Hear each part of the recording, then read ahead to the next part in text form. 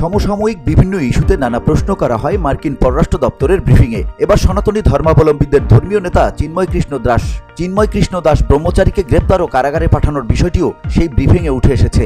স্থানীয় সময় মঙ্গলবারের ব্রিফিংয়ে এই বিষয়ে প্রশ্ন করা হয়। ব্রিফিংয়ে জানতে চাওয়া হয় বাংলাদেশে ইসকন নেতা চিন্ময় কৃষ্ণকে জেনে থাকবেন। মার্কিন জাতীয় গোয়েন্দা বিভাগের প্রস্তাবিত পরিচালক তুলসী গ্যাবার্ডও এই সংগঠনের সদস্য। বাংলাদেশের এই নেতাকে বেআইনিভাবে আটক করা হয়েছে এবং তাকে কারাগারে পাঠানো হয়েছে।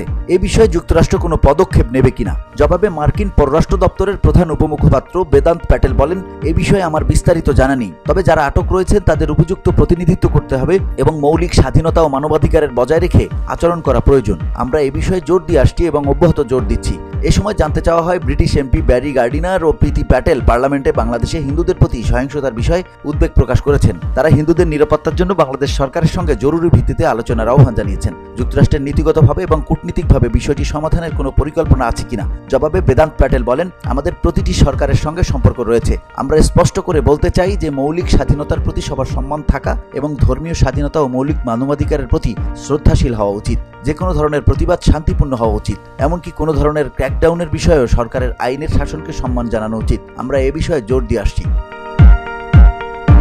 VOD Bangla news desk.